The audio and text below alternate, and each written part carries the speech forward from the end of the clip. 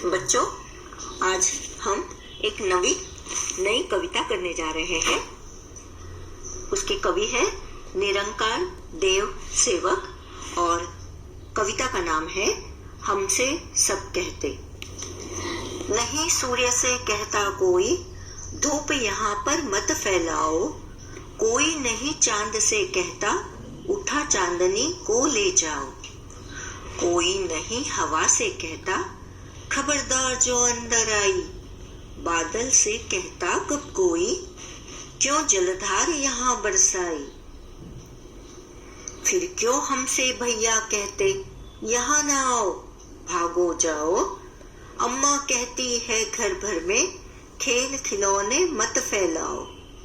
पापा कहते बाहर खेलो, खबरदार जो अंदर आए। हम पर ही सबका बस चलता, जो चाहे वह डांट बताए।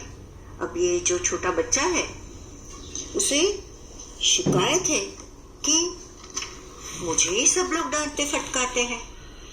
सूर्य से जो सुबह निकलता है, चारों तरफ अपनी रोशनी फैलाता है, धूप देता है सबको, उसे तो कोई नहीं कहता कि यहाँ धूप मत फैलाओ।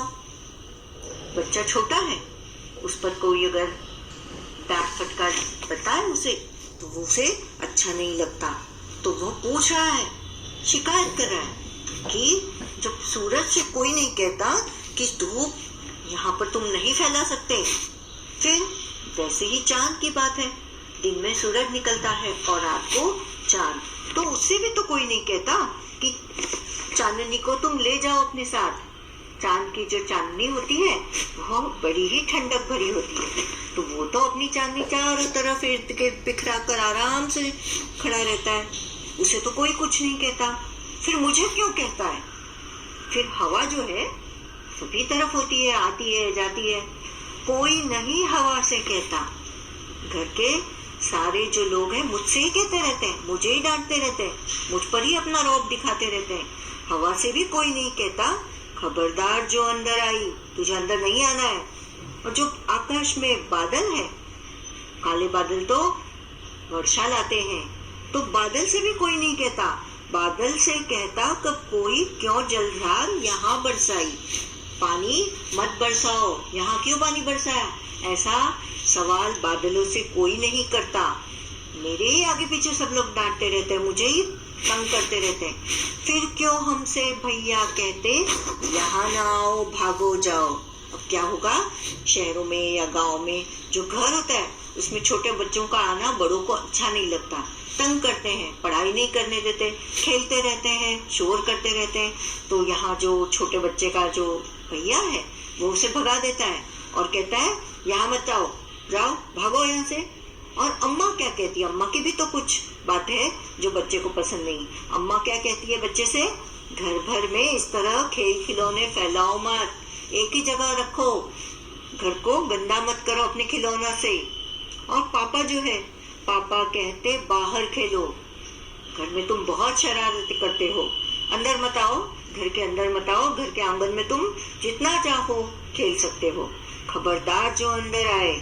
हम पर ही सबका बस चलता, जो चाहे वह डांट बताए। जो चाहे अपने मन से हमें डांट लेता है, और हवा को, बादल को या चांद या सूरज को कोई कुछ नहीं कहता, उसे कोई रोकता ठोकता नहीं है। अब यहाँ सवाल पूछे गए हैं। नया शीर्षक, अगर तुम्हें इस कविता का नाम बदलने को कहे तो तुम इसे क्या नाम दोगे।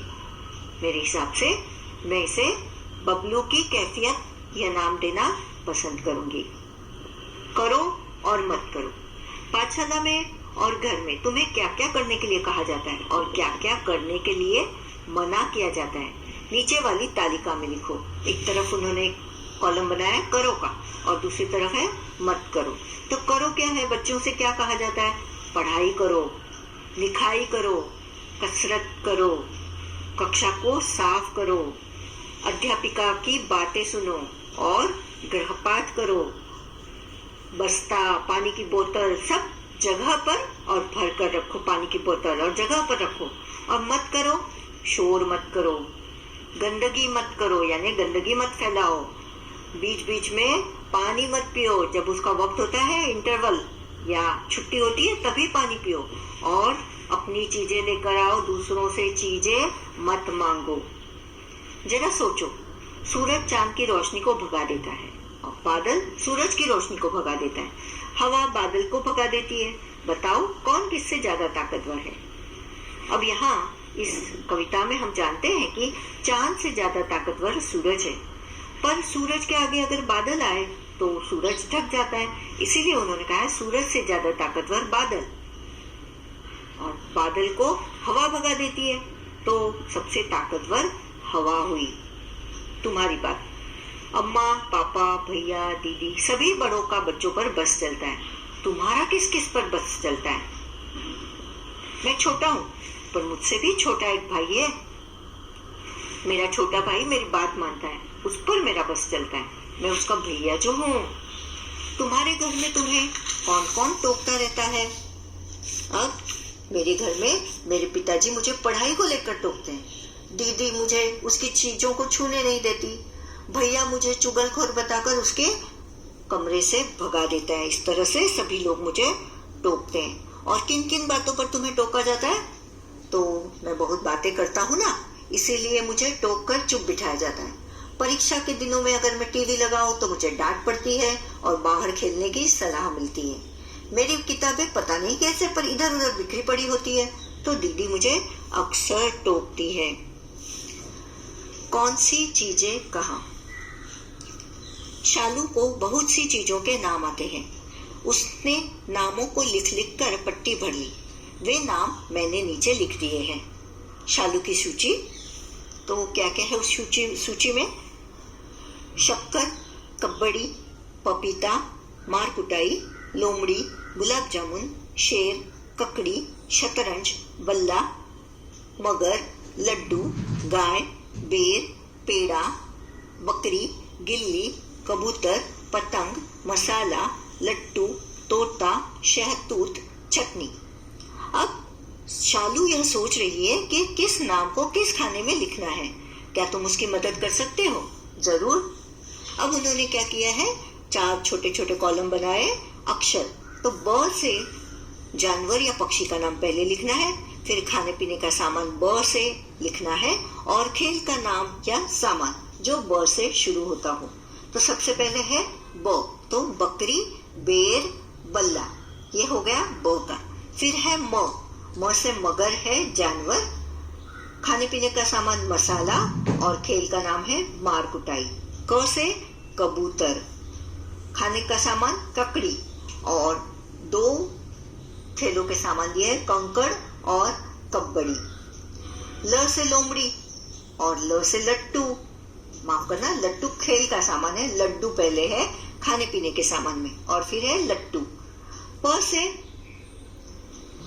जानवर या पक्षी में कुछ भी नहीं है, फिर है पपीता, और पेड़ा भी है प से, और खेल के सामान में पतंग है। ग से गाय है, गुलाब जामुन है खाने पीने के सामान में, और गिल्ली, गिल्ली डंडा जानते हो ना बच्चों।